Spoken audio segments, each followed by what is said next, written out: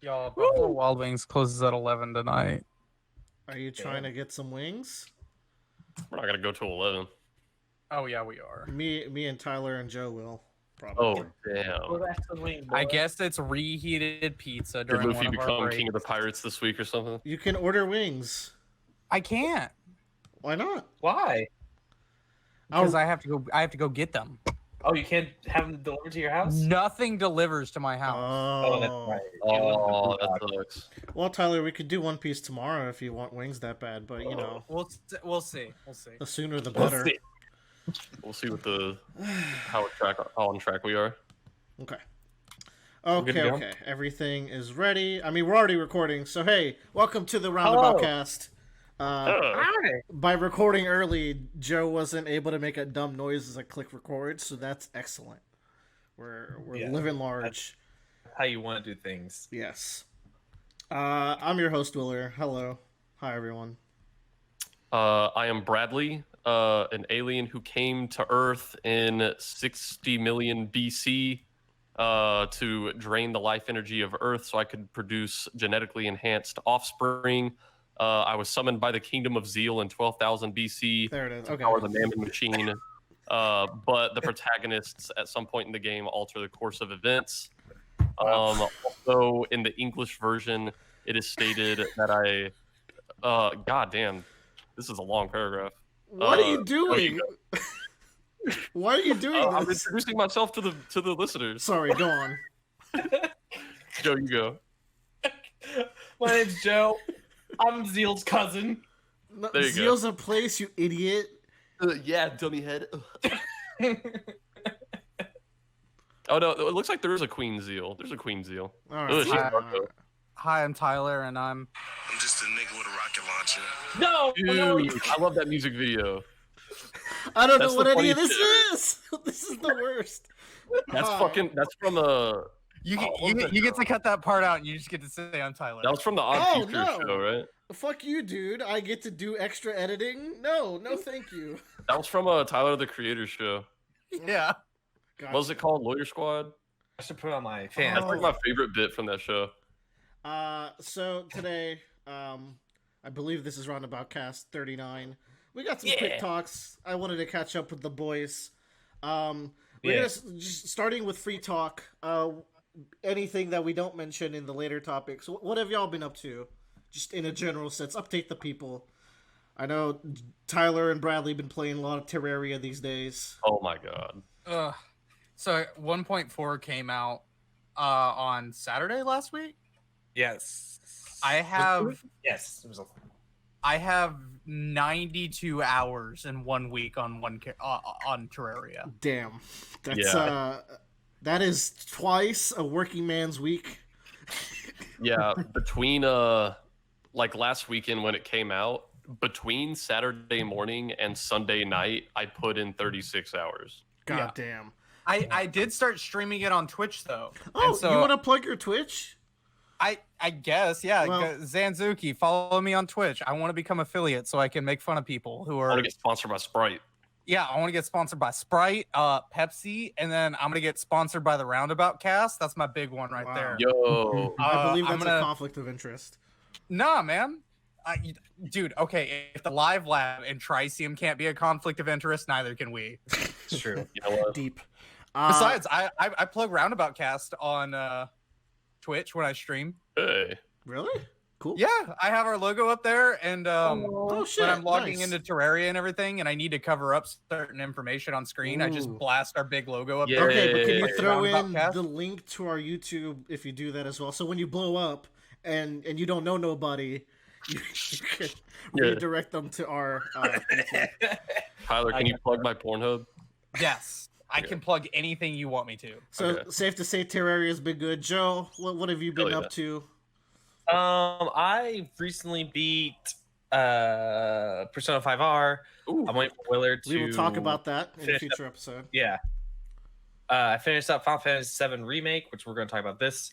I have started. I'm probably like halfway through. It's not a very long game. Catherine Full Bodied. Oh, you're playing that? Yes! Cool. I want to talk Yeah, about I- that when you Such finish a it. Joe game. Yeah. Yeah, It is. that was a game that I watched way back when the original came out. and like I really wanted to play the game, but there was no way I could convince my parents that I could purchase this game for me. Yeah. Yeah, that's a tough sell when you're Yeah, when you're a kid. And then while I'm kind of juggling between that, I've been playing more Warhammer, which I'm going to talk about later, and also I've been playing Final Fantasy 13. I want to talk about that much later on a more in-depth basis. Cool. That's an interesting game of my history, I want to say. But I'll leave it at that. But that game, I'm enjoying it a little bit, but I can't go through it all at once like Persona 5 or Final Fantasy 7. Yeah. It doesn't hold my attention as long as those games did. I feel that. But other than that, I've been calorie tracking. I've been trying to lose weight. I'm down like 4 pounds now. You know, you legit look a little slimmer. I'm not flattering you. I don't know. Yeah. I'm not I trying to... just need a fucking haircut. Oh, See the shit? Bradley can relate. Fucking haircut. I have an appointment on Tuesday. I'm very Oh, excited. dude, my appointment is June 2nd. I'm gonna be happy, boy. I don't know when my barber's opening back up. Other than that, I think that's about it. I'm very happy I got those 2 big games off my plate. Though, Yeah, that always feels good. Willer, but man, I think about Persona. I cried myself at sleep at night about it. Willer, I have 2 questions for you. What's up, man? How was your tournament this weekend? So I participated in the May IC for Pokemon, which is the International Challenge, which is a big weekend tournament that Pokemon holds. I talked about it some time ago. I went in with roughly the same team, and it's really a flawed team. I want to change it up. I have some ways that I want to change it up, and I have the Pokemon I need. I just haven't fully finished them up. But it's just always a really good experience. You get like 15 games each day. Even like the top players are stressing That's a lot out. of games. That is a lot of games. You need to not only find the right time to play them, because like if you're playing too late, you might be playing against like really tough people, but you might want to play them to get more points. Yeah, I thought when you said 15 games, like you had like 15 people you had to play against. You had to schedule with them. I didn't realize it was just like a randomly like. No, you do it's just that's nice. Yeah, so you fight people and you have a rating like a elo, and it goes up and down. And so this one was special because if you place in the top 258 of each region, there's 4 regions. Like the U.S. is the region I'm playing in, but there's also one for Australia and Europe, I think. Anyways, I did not place anywhere near that. The competition was fucking brutal, but I learned a lot. That's exciting. I'm definitely still on the Pokemon kick. I want to get higher in the rank ladder with my new team that I'm building. I've had so much stuff to do. I want to do Pokemon, but it's like I have so many different like. I had these 2 big games I was playing, and I want to like conquer this one game that's haunted me all my life. Big games. I've been playing a lot of RPGs like Joe. I just got in a kick after Persona and Final Fantasy, which includes Bravely Default, which I'm playing for Tyler. This is my giving back to the community with the Blood Pact. Funny how Blood Pacts work, how they only go one way. Yeah, I started it. Oh, fuck off. I haven't. It's actually the next thing I'm gonna play after Terraria because I'm curbing my League addiction. Yeah. As of late, I pretty much stopped everything else in my life when Terraria came out. Yeah. We know you, Bradley. You're an addict. So Bravely Default, Final Fantasy 3 is. I want to go through the Final Fantasies ever since I beat 7 and now 7R. I've been juggling 3 and 8, and we're gonna finish those up and move on from there. You've been playing 8? I was playing 8 before I started 3, and it's really fun. I kind of want to finish 3 before I go back to 8 because 3 is just so simple to play. It was a simpler time back then. I really like 3. 3's a lot of fun. I downloaded it on my PC after you said you had it. And I was like, oh, I could probably get this somewhere else. And I don't like playing things on my iPad. But I can't wait to play that game again because that's a very special game for me. That was a game in middle school. I would sink my DS into like lunch and play underneath the table during lunch. That game, I like that game so much.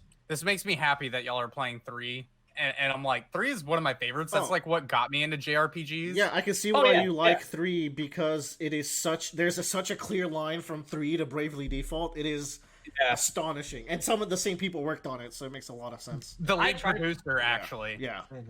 You can tell he was like, let's do 3, but like more complex and with a story. And with perverts everywhere. I will say a nice follow-up to 3 is to just do 4. I will do 4. 4 is after 3 and 8 for me. Yeah. Because they have a DS remake of 4 as well. Oh, nice. Do they? Ooh. Yes, and it's also on PC. I've been playing on my mobile, on my iPad, because I just don't like playing stuff on the PC, I found. It's nice on the iPad, too. Like, the DS quality, like, those DS remakes were great to port to so many different devices. As opposed to, like, 1, 2, 5, and 6, which have, like, really bad graphics when they're on the iOS version. But I'm just didn't even know those were games, to be honest. Like, they're games. What's Final Fantasy 6? Like, the most beloved JRPG after 7? Anyways, I hear this. You know what? Free talk was really fun. We should do this every time. It's just nice to catch up. But we're gonna move on to our meatier topics today. I believe the first one was Tyler. Tell us about Tower of God, the anime. This show is terrible. Hey. Get your bingo card and just wipe off the Tyler shitting on something card. Dude, when Tyler when Tyler says it's bad, you know it's bad. I've seen a lot of bad anime. I would rate No Game No Life way higher than this. Damn. Fuck. So I just saw a lightning strike outside your window. That was neat. Yeah, it's storming here. Same. So Tower of God is a Crunchyroll. I think their second original anime. That explains a lot. This is Crunchyroll's. I think the first one was Dr. Stone. I think this one's I don't know this for a fact. That's just I think I was sitting with Austin and he goes, Dr. Stone's their like Crunchyroll's original anime. I don't think that's true. I can't see that I don't being think that's true. either. Wait for production value. Anywho. No, it's not. It's not. Dr. Stone's not on there. I think it's the first one that got maybe published to Crunchyroll without having some other rights by someone else, maybe. But Crunchyroll. Okay, so there's a couple of Crunchyroll originals, and I thought Dr. Stone was on there. But Tower of God's on there, and it's just, it's based off of a webcomic, which in that sense it makes sense given the way the plot goes and the flow of the story. The main character is more bland than Kirito from Sword Art. Oof. Like, in the very first 10 minutes, he just goes... It's an isekai. So he gets teleported somewhere, and they're like, fight this giant serpent, and then smash it with this ball. And then this goddess shows up, and she's like, here's the strongest sword in the universe. Yeah. And then he's like, I can't use this. And he's like, but I'm in love, so I'm going to figure it out. And then... Here's the deal. I can confirm everything Tyler's saying. that actually is how it starts. I went ahead and tried to give the webcomic a read because apparently, from what I understand, it gets amazing, like way better than a webcomic ever should. But the key word is it gets. This start is freaking rough, man. I am struggling to get through it. I wanted to catch up to Tyler so I could talk more. Maybe in the future, but not right now. Right now, it's like, to me, it's got big shonen vibes and everything. It's like if Naruto started in the tuning exams when you're introduced to all like the enemy ninja that don't have backstories or anything. That's a disservice to Naruto, I think. It is, but it's like, imagine if Naruto started in the tuning exams and Naruto and Sasuke is your main character instead of Naruto. Oof. Is that right? Sasuke has more of a personality than this kid. He does, actually. This kid has no personality. He's just the biggest... It's like if 1010 was your main character. But a boy. He's got 2 partners. One of his partners is like the blue-haired kid from Assassination Classroom, literally just copied and pasted over. That is a huge disservice to Nagisa. Nagisa is awesome. I mean, if Nagisa was in an isekai, this is just like another character. He's got cool power too. And then there's this giant lizard character who's just like the beef and brains of the group. And I like him because he's got a good, simple motivation and personality to back it up. The rest of the characters in the show aren't too terrible. Like I don't hate them, and they have great voice actors and they have nice writing, and I like the other characters, and that's the only thing that keeps me going right now. There's also a little bit of mystery to do about the tower itself. The world building that the show presents is interesting, and so like I say, if you've got nothing else to watch, because I think the spring anime has been like a little lull period, I guess. Well, I wonder why. You know, a lot of COVID, stuff not publishing. Yeah. So it's not terrible. If you want to give it a try, give it a try. Just knowing that you're gonna hate the main character. If you like the main character, that's okay. Just know I don't agree with you, and you don't agree with me, and that's you know what? That's character development for Tyler. I know. That's people who enjoy. You said a lot meaner things to a lot nicer people on this podcast. Nice. It's just a good Sunday. I'm good. I wanna read more of the webcomic, and I'll do it sometime. But I'm just catching up on real manga these days, like Haikyuu, which is what Joe's reading. Look forward. We should have mentioned that in Free Talk. Look forward to a Haikyuu talk with me, Joe, and Tyler in the future. I'm so ready for Haikyuu. Yeah, I want more volume to read, and then we can start doing things. It hasn't come up in this podcast, but Haikyuu is like my third or fourth favorite manga. The character development shits on One Piece and JoJo's, which are like the top two. Like it's not even close. I really like the first two good volumes of that, but yeah, it's not even good yet. We'll talk about it later. I'm forcing another friend of mine to watch the anime. Oh, nice! And they're making slow progress. So we could maybe have a special guest on here. That would be cool. Ooh. Is this a friend I know? Yeah, y'all all know her. Okay, cool. Yes. Yeah, that'd be fun. So, speaking of webcomics, one webcomic which might be worth looking into is a webcomic called Girls the Wild. Hold on. What is that? Girls the Wild? Yeah, so it's I forget everyone's names in this comic. I read it a long time ago. Oh, but wow. It's basically okay. Is this what you were posting the other day? Yeah, me and Bradley were having talked about it. The Punch Girls. Yes. Oh, okay. This show is about a guy that gets transferred to an all-girls fighting academy. I forget the reason why, but it's for some dumb reason. But basically, he's a huge whip, and these girls teach him to fight. And the first tournament arc in this comic is so fucking good. Cool. Like, there's great character development for the main character. The three main girls are excellent.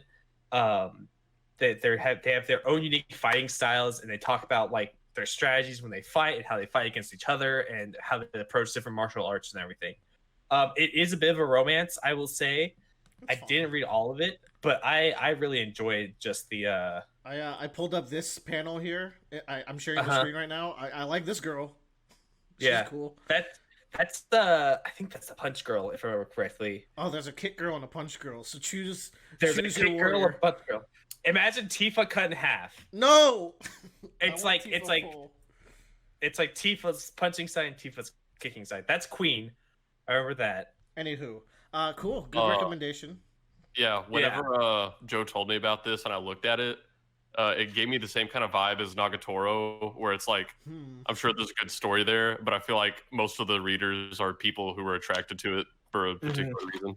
I see. Cool. So that's Tower of God and Kick Girl. Kick Girl. Girls the Wild. We could just jump right into Warhammer. Fuck it. Go, Joe. Okay. Fuck it. Tell us. Let me know if I need a break, though. Stop sharing your screen. Yep. Okay. So let's see. Earlier this Thursday. I've been playing this game so much that it feels like weeks. The Warhammer 2 released its next Lord pack as it is. It's $10 and it's a very unique Lord pack because the Lord packs in this is essentially one additional faction for a race that exists in this game. So when you buy the game originally, it comes with 4 races. But then the other Lord is from an old faction from the other game, which allows you to play that faction within the normal campaign for the game.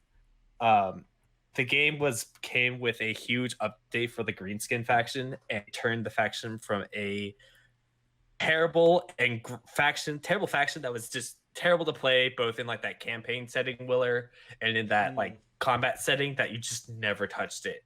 And they changed the whole way of how it works, and it's phenomenal now, and I love it.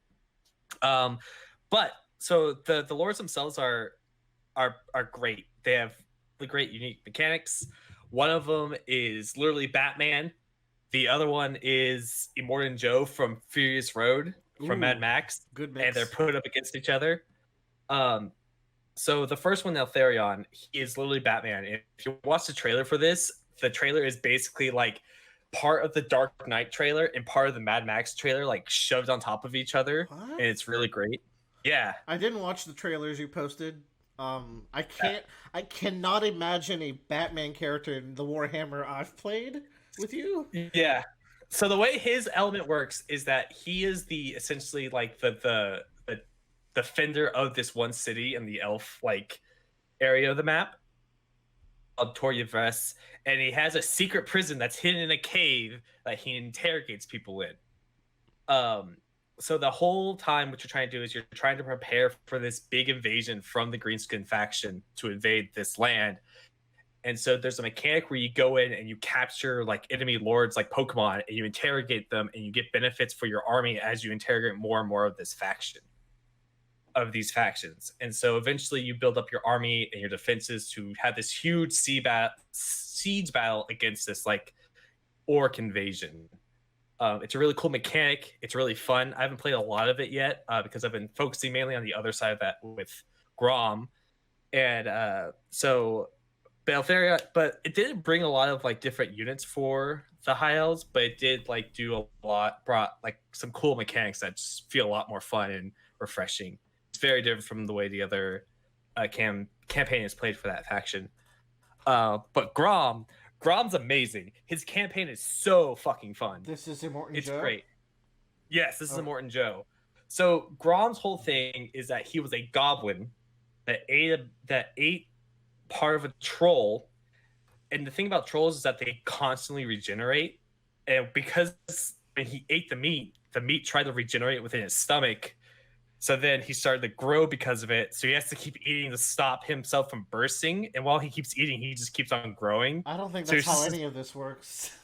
I mean, so there's a big fat goblin, and his whole mechanic is that you have to go around the map and collect ingredients to cook for your army.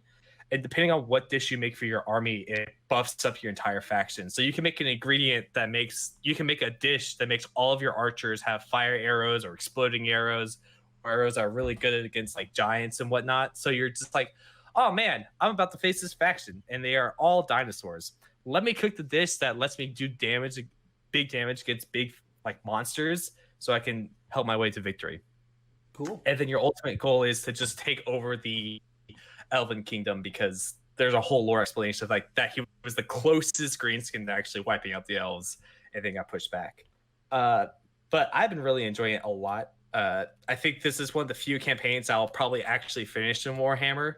I finished. I didn't know you didn't finish them.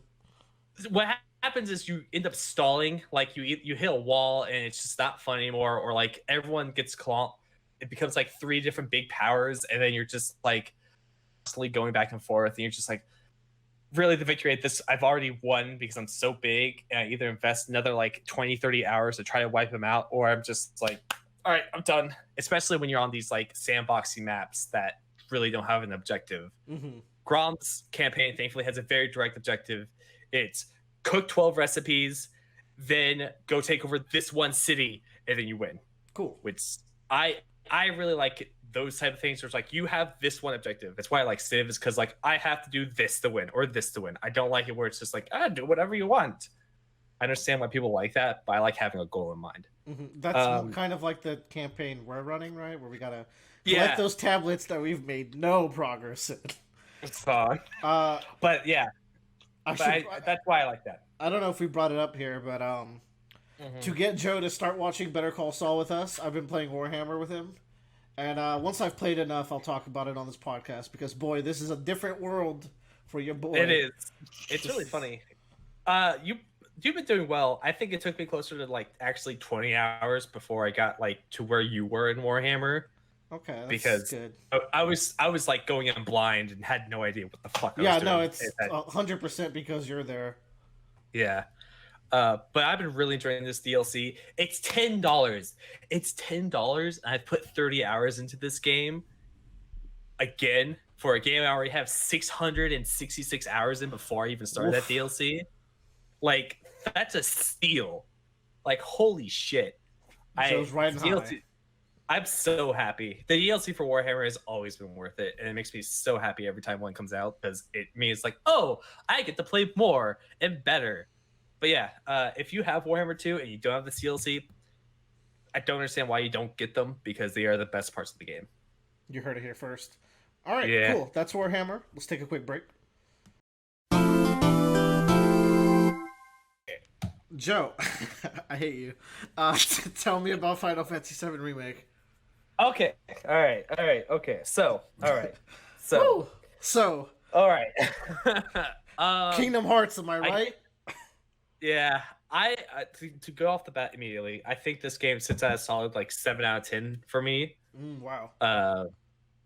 While like for a while it's like sitting at a 6 out of 10, and then I did the Shinra buildings. Like, okay, all right, we'll bump it up another point, because yeah, why not? But this game, Willer said it best.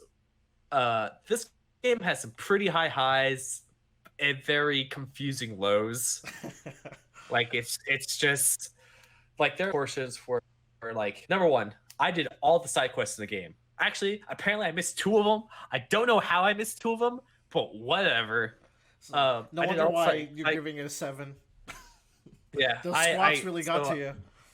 Yeah, I did all the side quests in the game, and I can say with absolute certainty it was not worth it at all. Of course. Yeah, there's like a few that are maybe worth it, just to play. Like there's a behemoth one. Yeah, I'm sad I missed the behemoth one. The one with the orphanage mother, like being a honeybee inn lady. And then there's one with like the girl who looks like Shiki from The World Ends With You. I wanted to know more of what she was about. Yeah, she's like a thief. I hope she shows up later because I kind of like her character. She could be Yuffie in disguise, but you don't know. She's not Yuffie. They explain who she is. Okay. Yeah. She's definitely not Yuffie. If she does turn out to be Yuffie, that'd be the weirdest kind of backpedal in the history of the world. But yeah, don't do the side quests except with the exception of a few. There's the one that has Behemoth in it. There's the Tomberry one, which I over prepared for that one.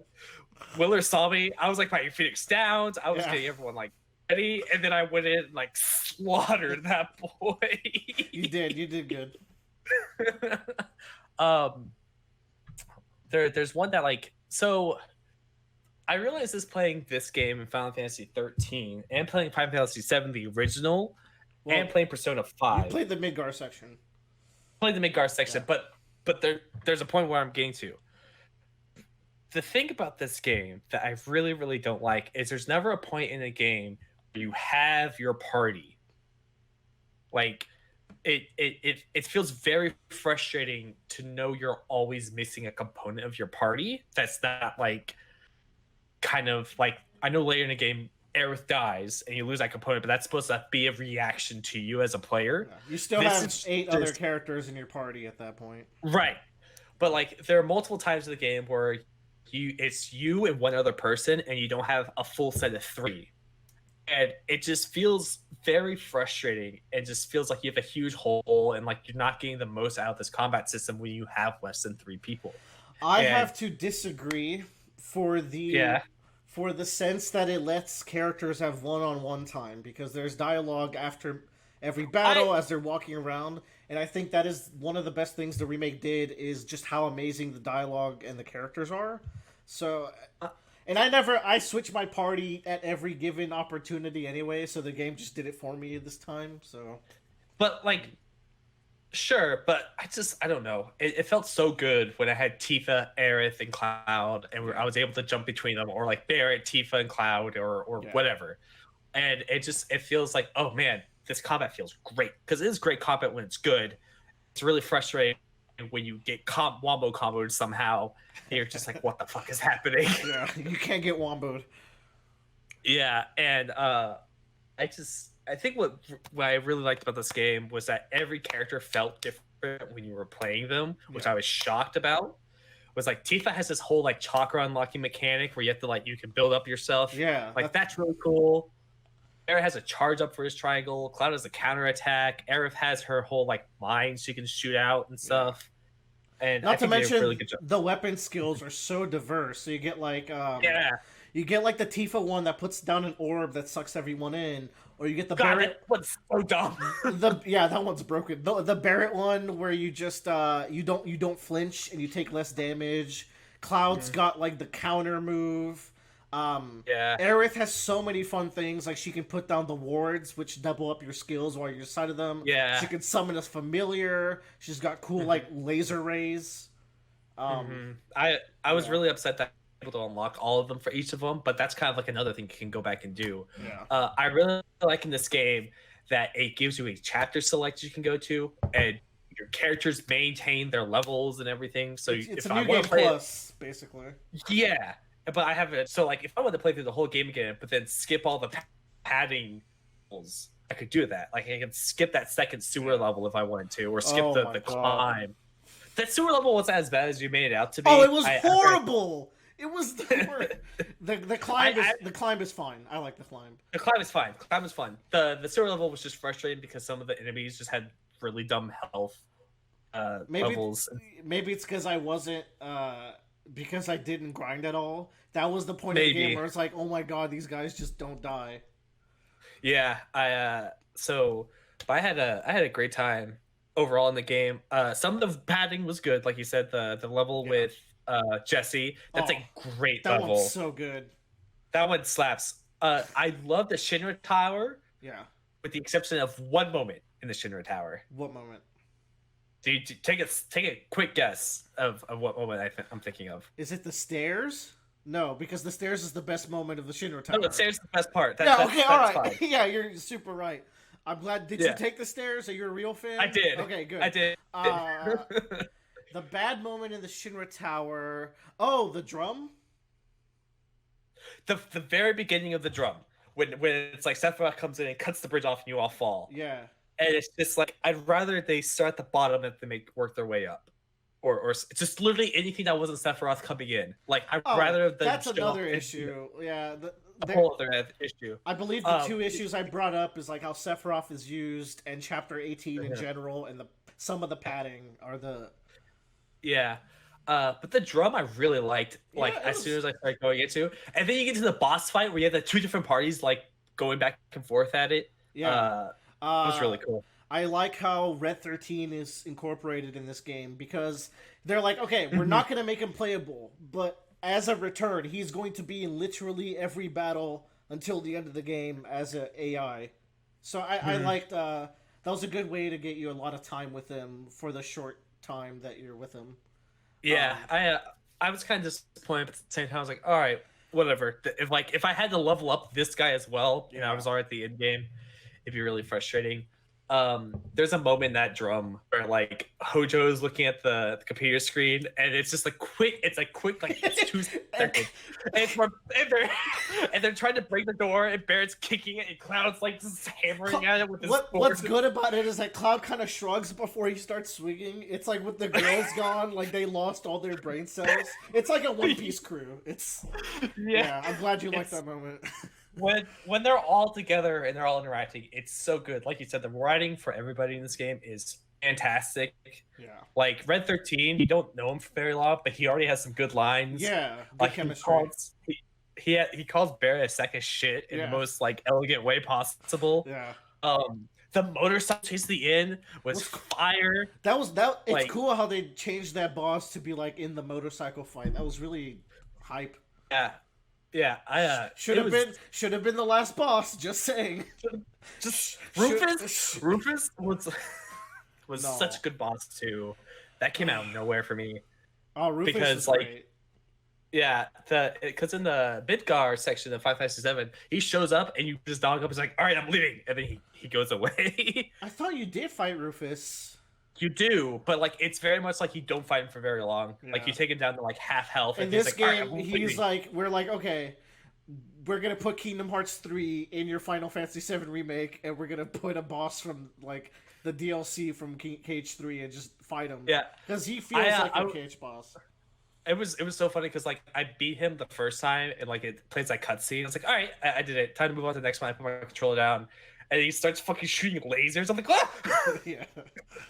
God, it's a great boss. The bosses in this game are very good. There's so many too. I think the one that I really didn't like was the crab boss in when you're going down the tracks. That was the one where I was kind of like, oh, this is really annoying. Where it's like a scorpion box, but like again, the robot. I liked it. He has that move where he electrocutes the ground. I thought that was a fun move. He's not horrible. It's just I don't know. It wasn't as impressive as the other bosses. I thought the best boss in the game is Genova because one is really. I really like Genova. I like dealing with the tentacles and like if time stops you. But most importantly, the music in that fight is so good, and the drop once you get to the third phase is the highlight of 2020 so far for me. Like I felt things. I mean, it's probably not the same for you. In general, I feel like in general, not having finished Final Fantasy VII might have impacted how you view this game because you don't have any context for Sephiroth aside from your time with him when you played Crisis Core. But at the same time, like it's kind of like if this is the first time I'm playing Final Fantasy VII ever, that's kind of the fault of like you're introducing this character Sephiroth, but like he doesn't. There's no point other than you get to fight him at the end, but who cares? Which is a cool fight, I will say. But like, it was, but it was like too epic. Like like I was like, he's lit. Like you haven't fought Sephiroth in the original. He's literally doing like shadow flare and meteor. I'm like, you're supposed to be saving this. Like it's too early. It's very. But yeah, I like the game. I liked it a lot, and like I beat the game because there came a point, and it was when I was in the Sector 5 slums, and again I was doing all the side quests. I'm like, I really, really don't want to.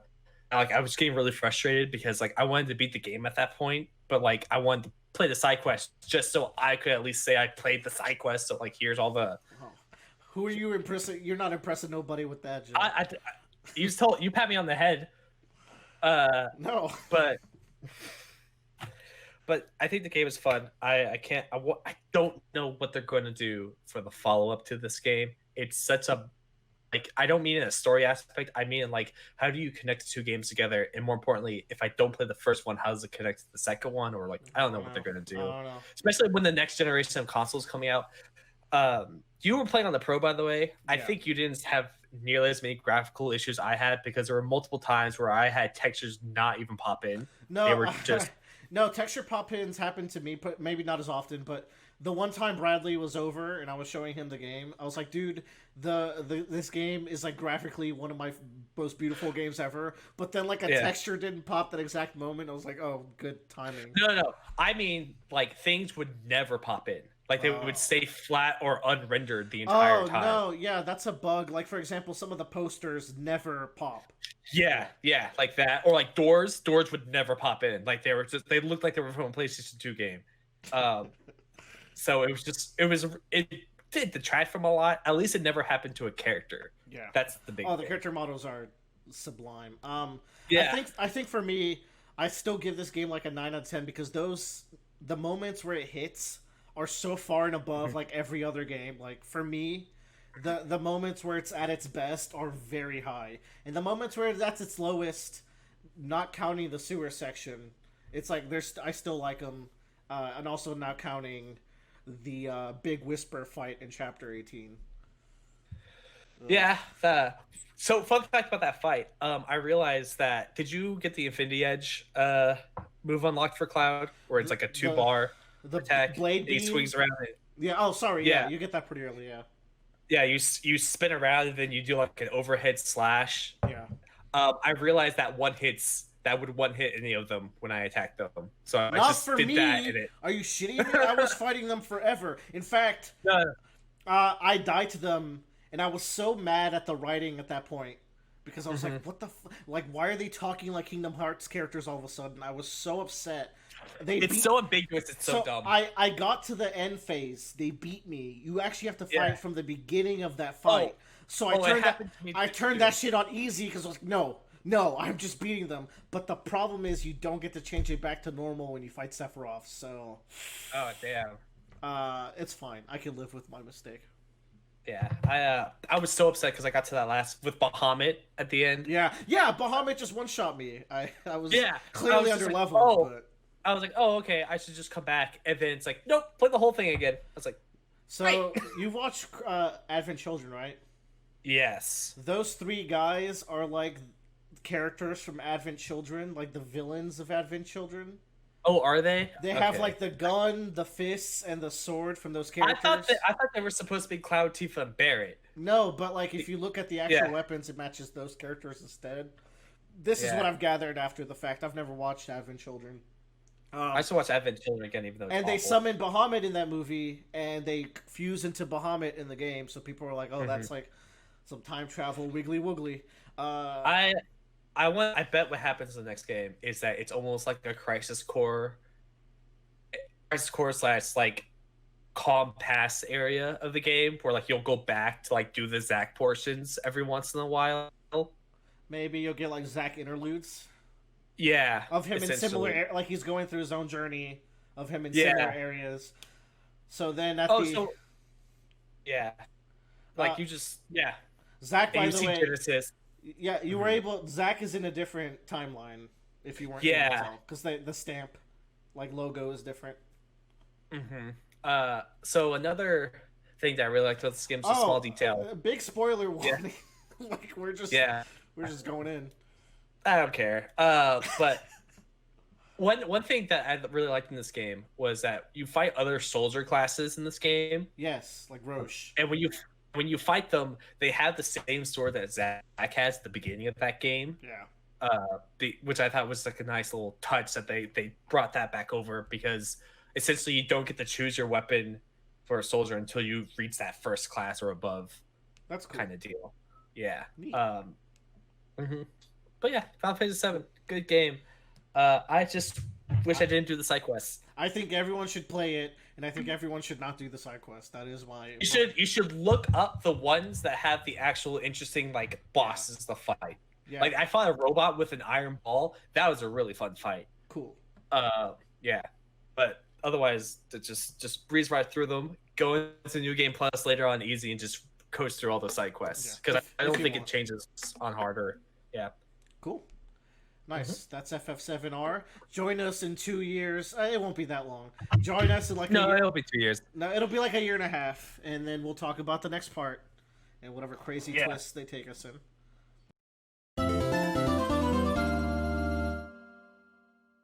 Joe and Bradley, what is Monster Prom?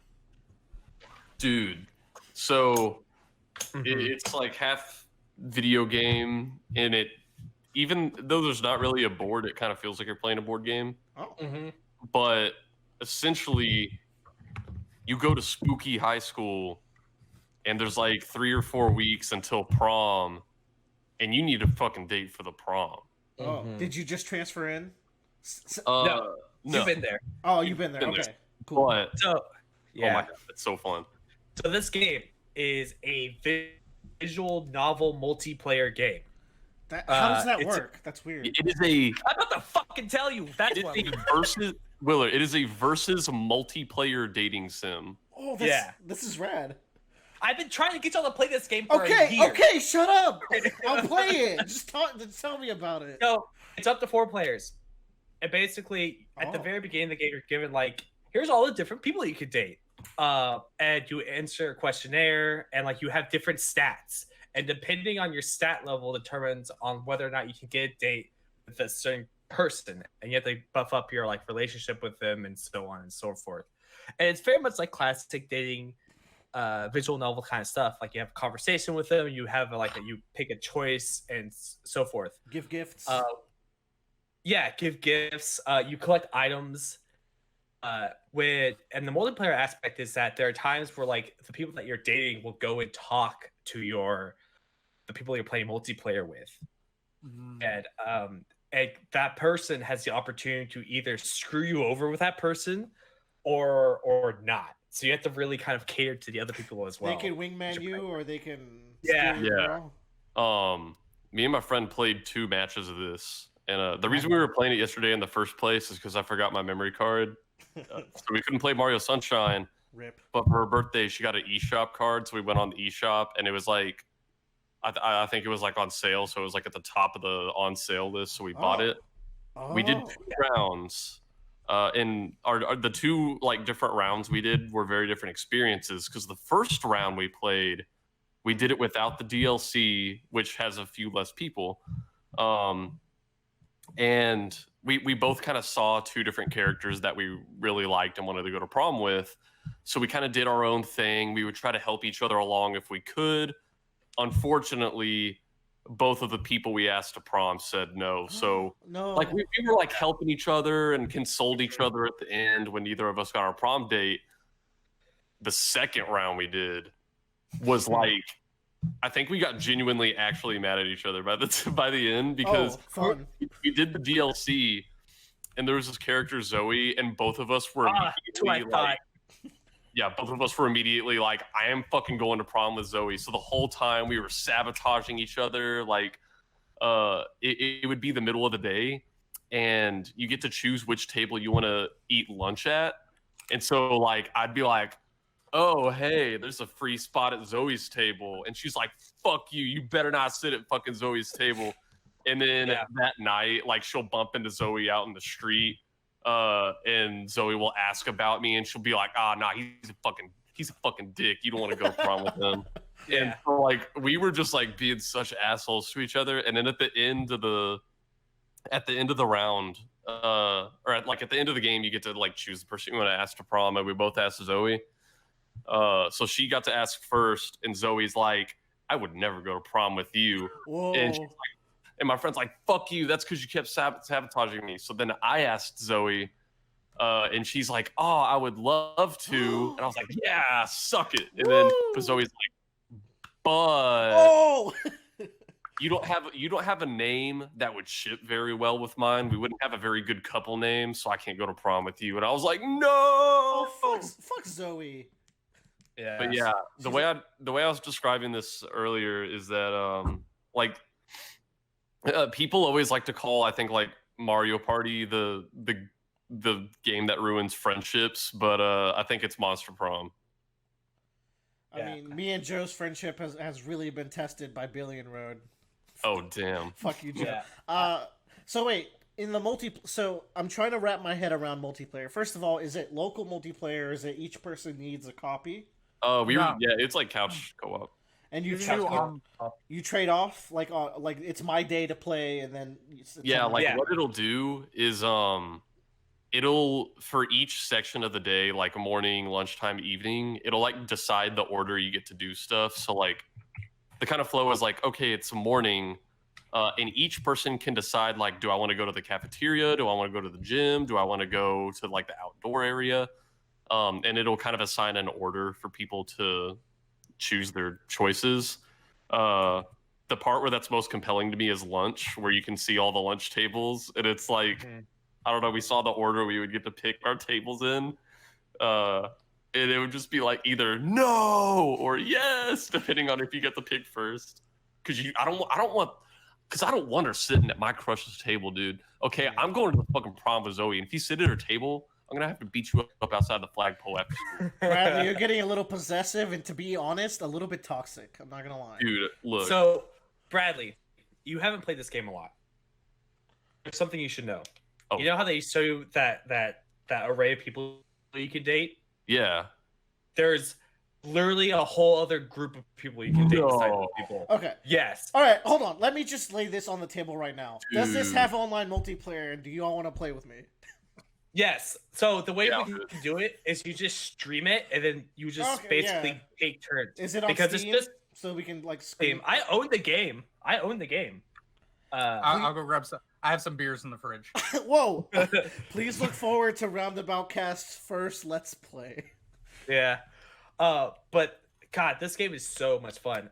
Additionally, Bradley, each person you date has their own secret ending that gives you like a Honey Pop-esque like picture at the end.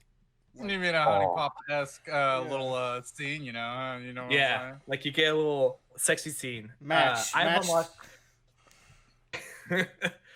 unlocked a grand total of one of these scenes, and it was when me and my girlfriend at the time played it together, and she just got it accidentally.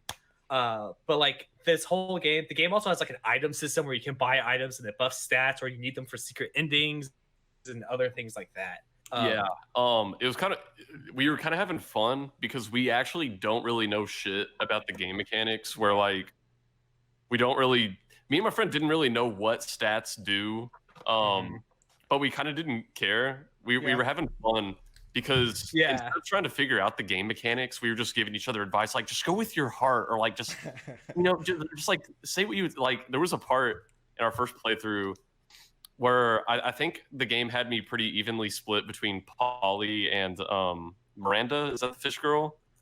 There was like a scene where they were having an argument, and I was clearly going to have to decide between the two of them and see which one I was going to go to prom with. And I was like, here's the thing, like I've been going after Miranda this whole time because she's hot and she's cute. But the thing is, like, every time things haven't worked out with Miranda, Polly's been there, man. She's been my ride or die chick. So, like, maybe I need to go with Polly. And my friend's like, dude, you're so right. Like Polly's been there for you and Miranda wasn't. And I don't know. We were just having so much fun talking our decisions out.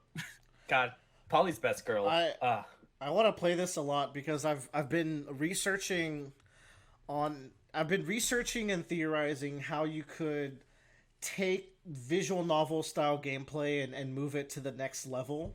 This is the answer.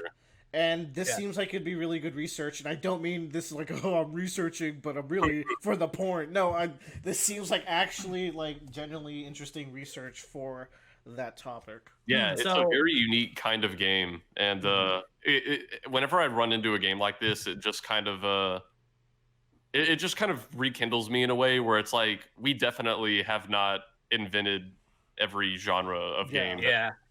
Like this is very unique. That's cool. Game is incredibly unique. So they have a sequel in the works. It's the only thing I've ever backed on Kickstarter. Nice. It's a game. So they're gonna have.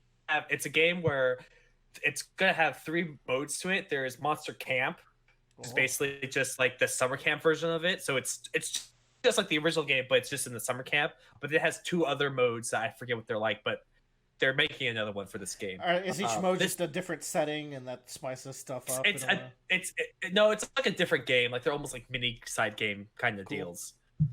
Joe, I just texted my friend I played it with yesterday, and I was like, hey, my friend says there's like basically a whole nother set of characters that we're able to date. And she said, yeah, I'll work on that. I gotta go. I'm dating Zoe at the moment. And I'm like, fuck you. Fuck you, dude. I would love to play this with y'all, assuming it doesn't take away from Bradley's current engagement.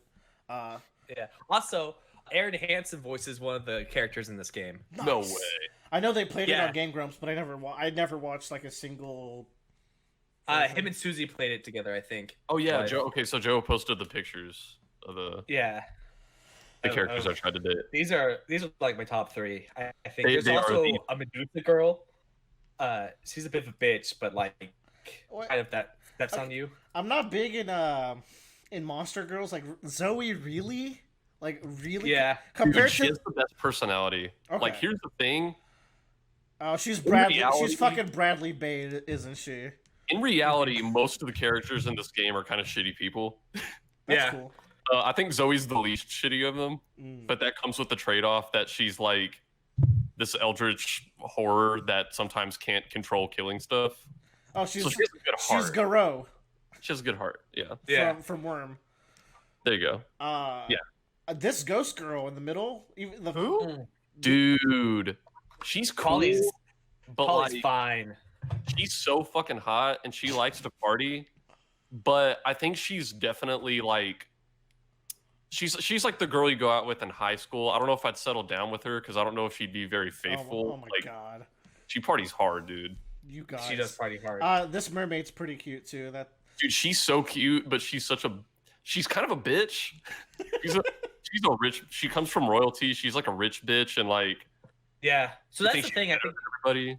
I think that's the great thing about the game is that every single one of these characters are terrible people, and they are monsters. Not only but you still want to date them regardless. You do, because your penis says yes, but your mind says no. Yeah. Also, you're the main character. Just like high school. Yeah. This game's all about sticking your dick in crazy. Hell yeah.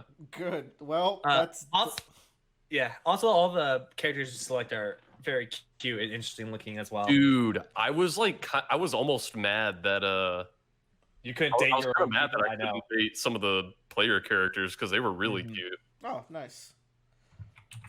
Well, I am interested, Joe. Trust me, I've always believed you was good. I just didn't know you liked it this much. Jesus. Oh God, it's you're yelling at me. I'm starting to learn there's this niche games that Joe and Bradley get really into. Dude, this is the one right here. You should read Joe's reviews on Steam. Oh, is that a thing I can do? Like you can track people's ooh. Yeah. Ooh.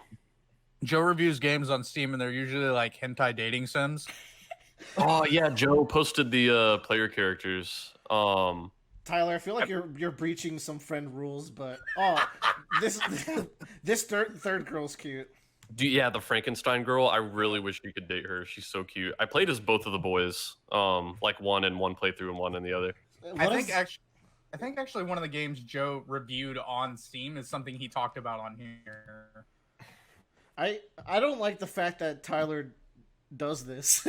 No, it like shows up on like my timeline on Steam. Oh, okay. I didn't even know. I'm clearly not very adept with Steam. Hey, there's Hellboy. Yeah. Dude, yeah, it was funny. My friend saw the fucking demon boy, and she's like, "Oh my god, he's hot. I'm gonna go for him." And then she talked to him, and like the very first sentence he said, she's like, "No, I'm done with him." Damn. Because he's just like, I want to kill everything all the time. She's like, I don't know about that. But Bradley, maybe you can change him. Oh, no. Fix him. I don't think no. All right. I reviewed 8 games on Steam. That's nothing, Tyler. You're right, but still, 8 hentai games. The first one I saw of like one of your reviews on Steam, it was like of a dating sim. Oh, Sexy Business. Yeah. 7 hentai dating games in Total Warhammer. Oh yeah. It's like it pops up and it's like your friend reviewed this game, and I was like, oh, okay, Joe considered a lot of thought into this. How long is the review, Joe? It's not very long. I reviewed Billion Road. Yeah, you did do that one too. My review was I cursed my friend with a T-Rex and busted his teammates' kneecaps for most of the game. 10 out of 10. Yeah. Man, I can't believe how much I hate you when I play that game, but not as much as the ninja. Jesus Christ! Oh God! I wish we had friends to play 4-player with. That'd be nice. If only you had friends who had more money. If only you would. Yeah. Well. Oh! What was that one? Yeah. Happy birthday, Tyler! It's coming up. Think before you speak. Peasant. Well, I'm glad you guys like Monster Prom. I'm gonna get in this for research. I highly recommend if you have a group of friends you like drinking with and playing like Jackbox party games with or any of that kind of stuff, go with Monster Prom. It's so much fun. The dialogue is spot on. It's a great time. And here's the other thing: the game is very quick. A game is like 30 minutes. Oh, excellent! That's really good. I demand that the next time you guys come to Austin, we get drunk and play this on my couch. Ah, yes. Sounds like a good time. Cool. Cool. Alrighty.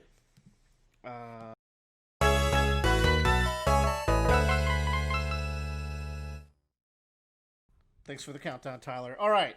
For our last topic here, I want to talk about a show called Terrace House, which has had some success on this channel miraculously.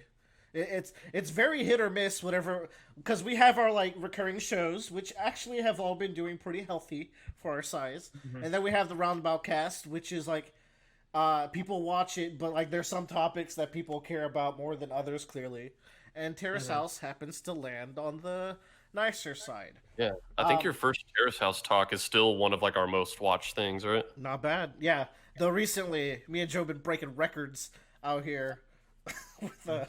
Is this the show where they just talk? This is the show where sometimes they just talk, sometimes they critically do not talk. And that is where all the drama comes from. I think there's a Pro ZD skit about this where it's like, is Yeah. this all they do is talk? Yeah. It's like, no. Yeah, but he loves Sometimes the show. they eat. Oh, but when they eat, it's great. Okay, Terrace House is an amazing show. I'll give a quick synopsis in case no one's watched like the. I think I've done 2 little talks on them. It's a show that has currently 4 series, 1 in Tokyo, 2 in Tokyo. I haven't watched the first one because it's not on Netflix. But then it has Boys and Girls in the City.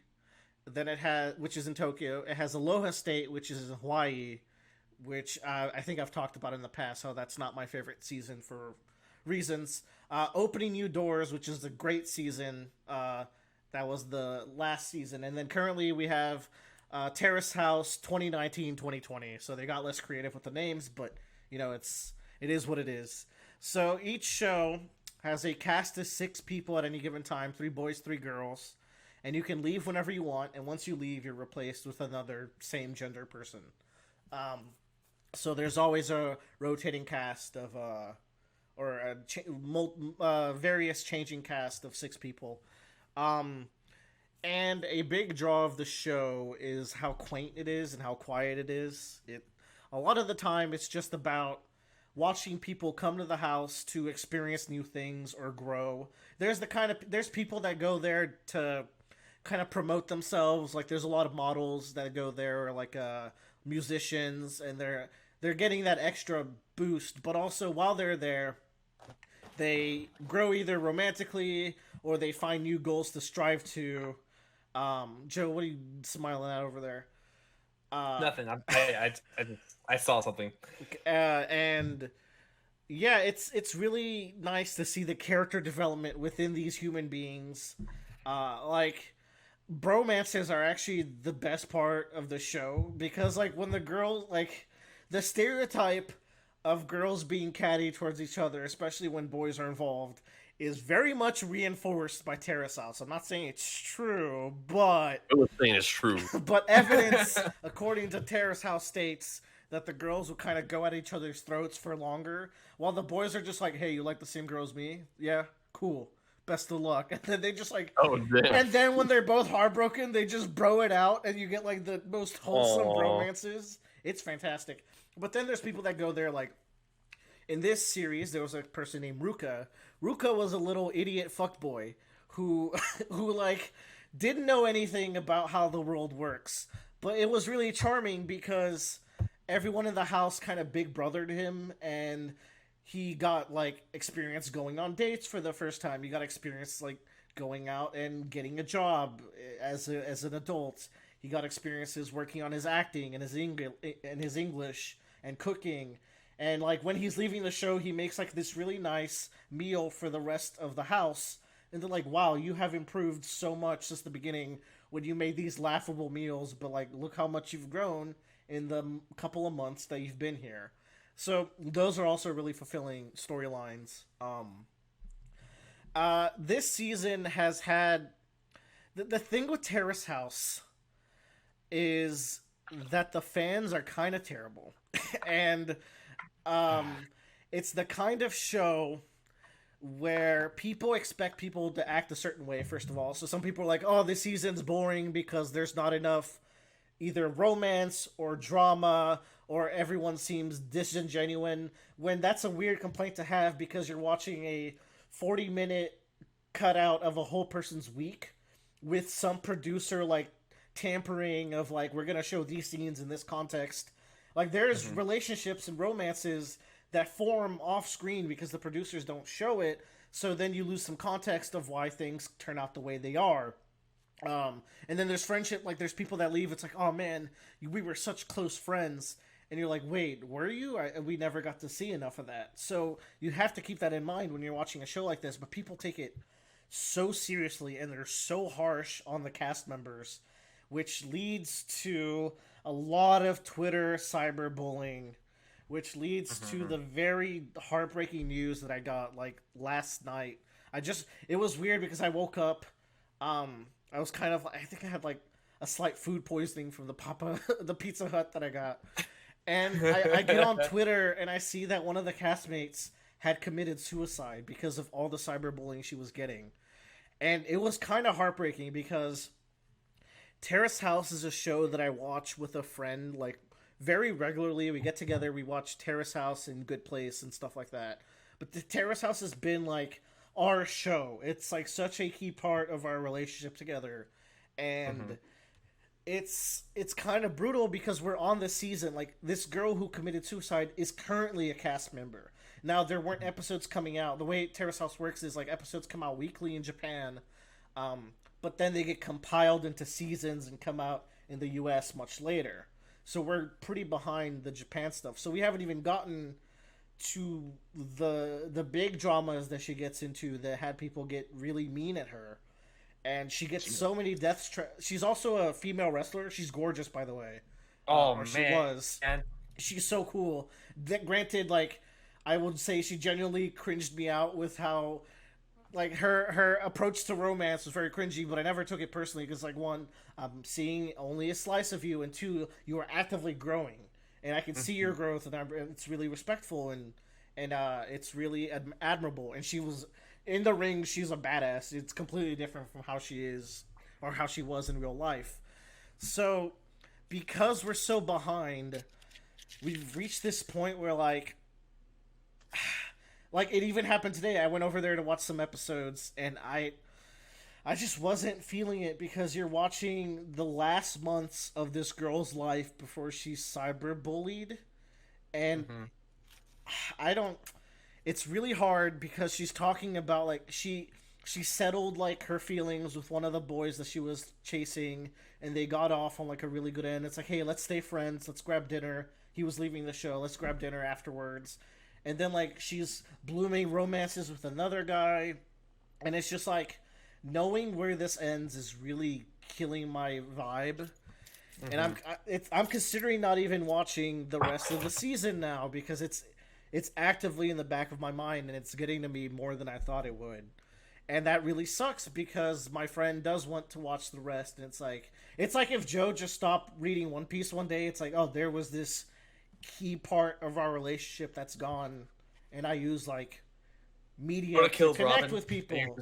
Yeah, like, Robin dies and Joe just stops reading One Piece. I'm like, but Joe, Luffy became Pirate King this week.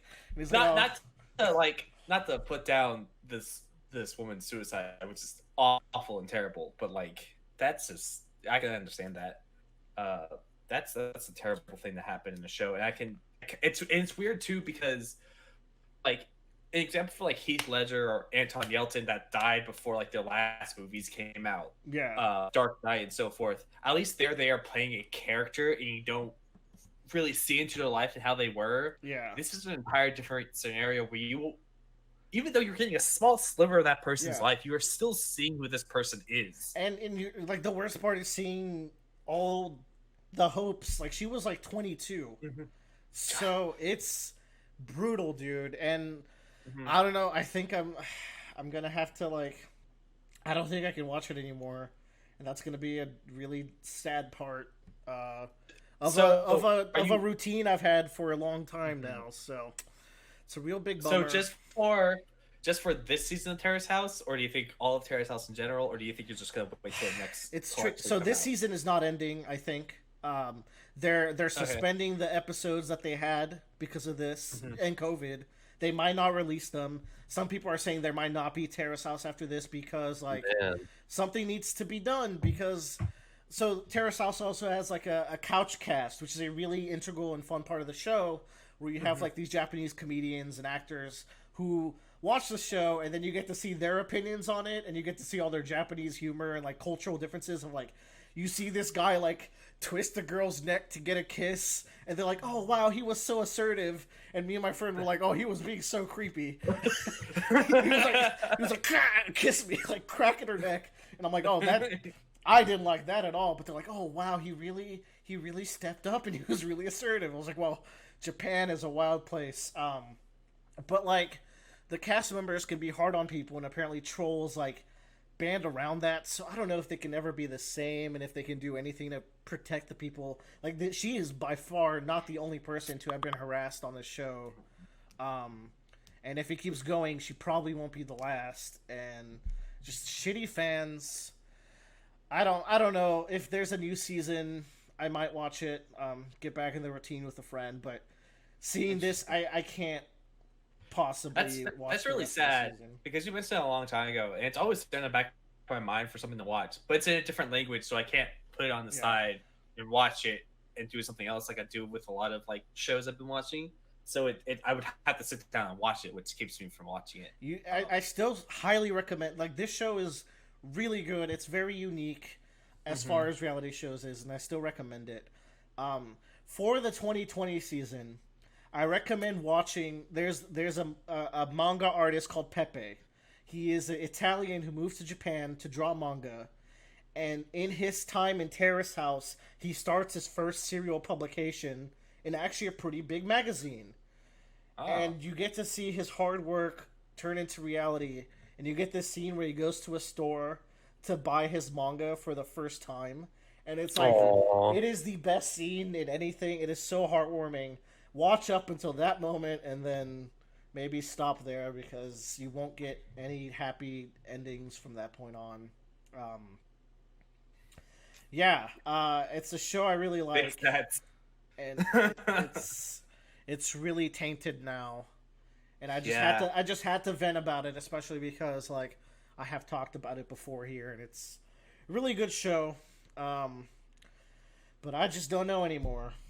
I think people should be nice to each other. It's one of those things where like separating art from reality and the artist, but like at the same time, that's really hard for this medium because the whole point of it is to get a look into real life and the reality of people. That's like the appeal of reality TV shows.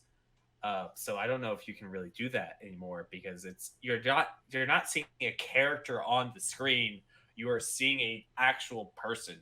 And that's extremely. It's not even quite. You're seeing an actual person framed through the producer's lens. So right. You have to look at shows like this in a very specific light and not even in. Don't be mad that people are acting the way they are. Like that's who they are, and they'll sort it out within the house. But you shouldn't go out and criticize people. Like, there's a character in the first season on Netflix who criticizes a girl for not having clear dreams. He doesn't talk for the rest of the show because he got blasted on Twitter so much. He's barely gets any screen time before he leaves. So it's like from the beginning, the Twitter cancer for this show has been apparent, and it's gone too far, and that's a bummer way to end this episode. But watch other seasons of Terrace House, at the very least. But at least an update from Willer on his opinion of the show.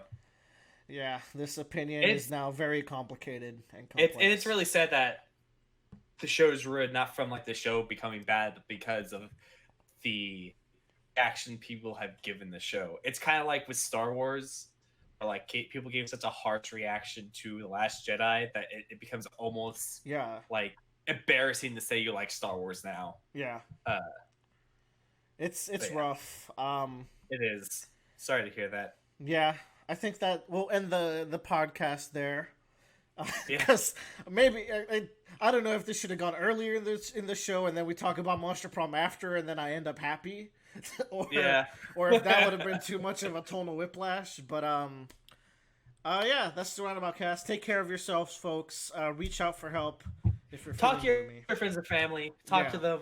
Love them, cherish them. Don't have any. Send us messages. We reply to all the stuff.